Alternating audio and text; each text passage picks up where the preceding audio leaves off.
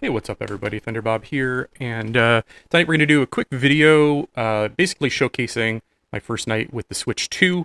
I got this yesterday afternoon, and I just got a couple of hours overnight to play around with it. I checked out several games, Mario Kart World, the Tears of the Kingdom upgrade, and then a couple of old Switch 1 games to see how the upgrades work with them, including Age of Calamity, Metroid Prime Remastered, Bowser's Fury, and we're just going to go through some of my observations my first night with this. I'm going to be traveling for the next week, so basically my plan is to spend as much time as I can in the evenings with the Switch 2, and then do like a follow-up video like my first week with the Switch. And yeah, we'll just jump right into some gameplay and give you my observations and thoughts after messing around with the Switch 2 for my first night.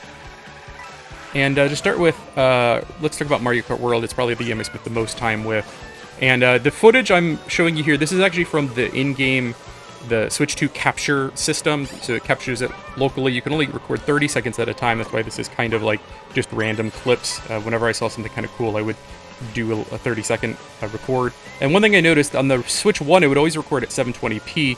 And now it seemed to be dependent on the game. So some games it would record at 1080p, and some games at 720p. Age of Calamity was recording at 720p, which is a non-upgraded Switch game. I'm assuming maybe Switch 2 games are now 1080p.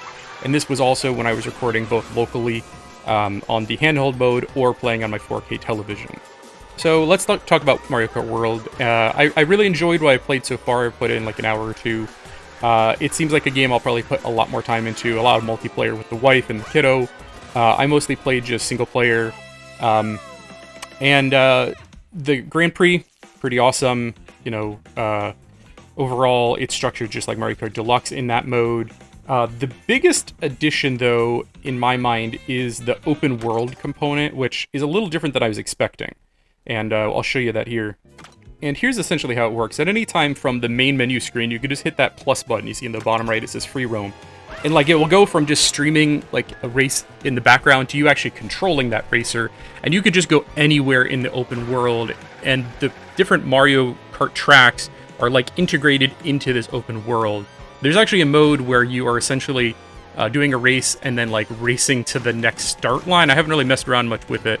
And in the open world, there's things to collect, like these food bags that will sometimes unlock new skins for you. Like I just got the Pro Racer Yoshi there, and it automatically changed you to that skin. And then when you go to the character select screen, you'll have that racer available.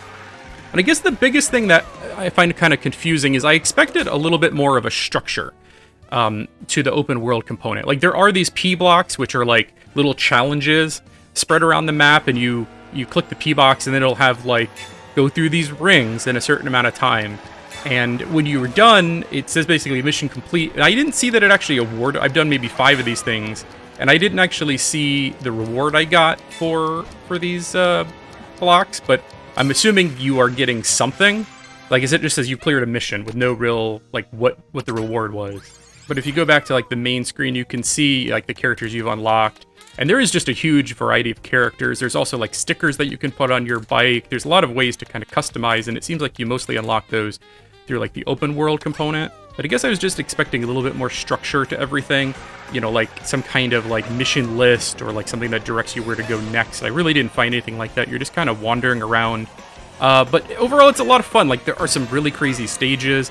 And these stages, for the most part, it's not just doing the same lap 3 times. It'll be like 1 lap. And then the second lap is like progressing, you know, to another area. You're not going through the same thing a second time. So these levels, even though there's only like 30 of them, each level is basically like 3 separate stages. So in a way, it almost feels like there's 90 stages here. So this is definitely not a review. This is really just like my initial impressions, which have been really positive. Other than the open world feels a little underbaked. Maybe with more time, it'll kind of click with me more. But right now, it's a lot of fun. I don't know if it's $80 fun. I got this with the $500 bundle, so it was only like a $50 increase. That feels like a fair price. But if you're spending $80, I don't know, maybe look for reviews first. And I just want to spend like 30 seconds mentioning Metroid Prime Remastered. I played through this, I got a review on the channel, really love it. I didn't really see any changes when I popped it in. One thing I was hoping for was maybe the mouse control would work, because they showed that with Metroid Prime 4. The mouse mode did not appear to work with Metroid Prime Remastered. I could not get it to function. So it plays exactly like the Switch version. I didn't see really any difference, because it was locked to 60 even on the original Switch. So still looks good, but it's no improvement as far as I could tell. And I did spend a little bit of time with Bowser's Fury, which did receive some upgrades with the Switch 2.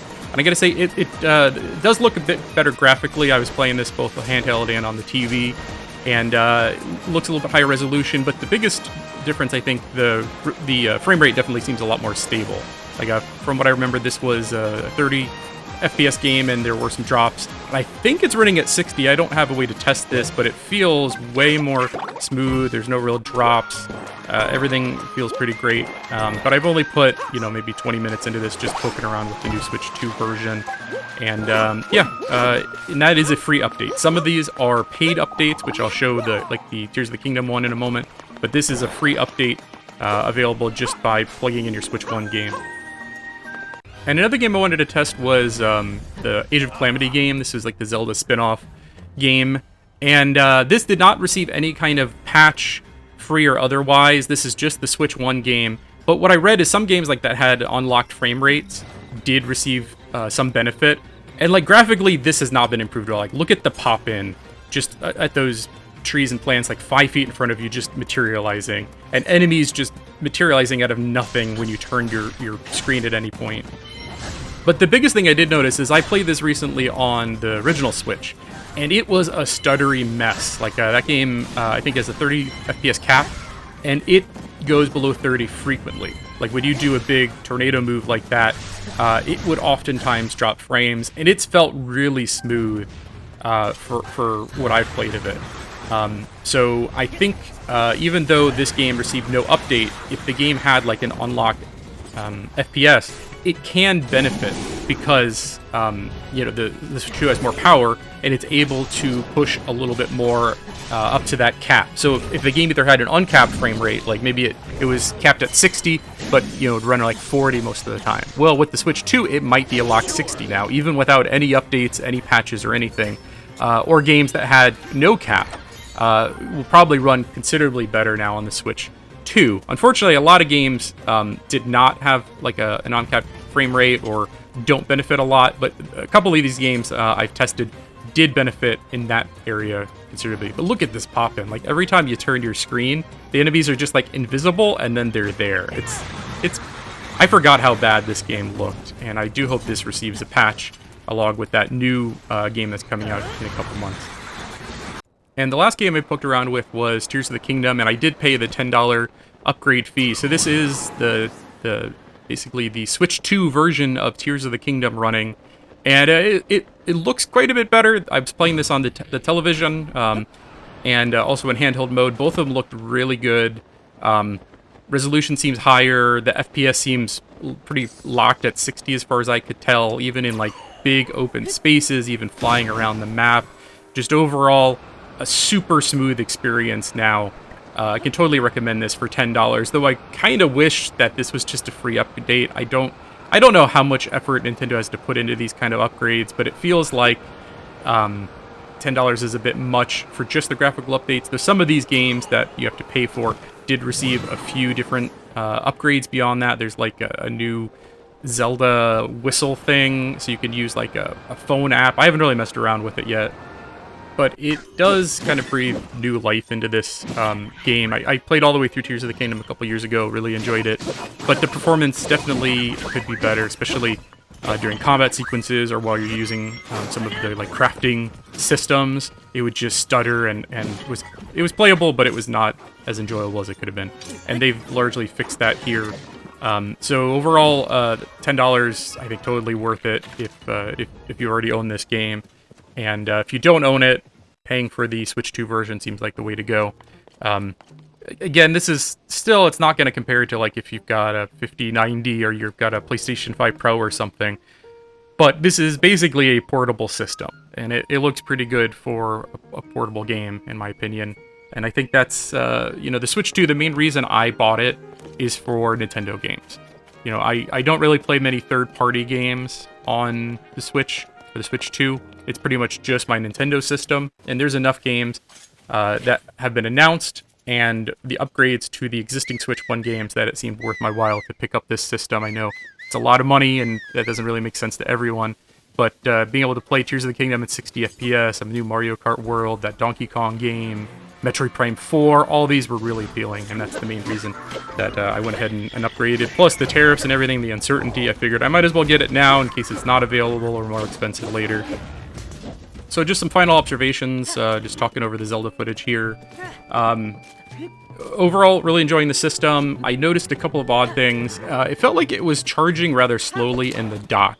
So like I was docking it and taking it out, and it was like, I think I sat it in the dock for like an hour, and it stayed around 75% almost that entire time. So it feels kind of slow. I wonder if you need to change out the adapter that came with it, or if I get an issue. I'm going to play around with that more. The mouse function works on the home screen, but I could not find any other games where it was functional, including the Metroid Prime Remastered. Switching between accounts is pretty seamless. Like you could go from one account to the other on the system, and the games that like were registered to that system all worked, and the saves from my old system all carried over flawlessly. I gotta mention, the audio in handheld mode seems much improved from the original Switch. Like, there's almost kind of like a positional audio thing going on. One thing in like Mario Kart World, when you pick up an item and it's going like do do do do do do do, it's coming from like the left side where that icon is, and it feels really cool. I don't think that was in the original version. Another thing, I wish there was a better capture capability. You're limited to 30 seconds. There's basically no settings. The resolution's limited. It would be very cool if it was like the PlayStation and you could just record unlimited. Yeah, so final thoughts. Overall, pretty happy with it. I'm going to play around with it. I'll do a follow-up video after my week trip. Basically just my first week with the system. I don't do a lot of console coverage. If you want to see more, drop me a comment and let me know. I'm more of a PC player, but with the Switch 2 just coming out and just really enjoying it, I thought I'd do a quick couple videos on it.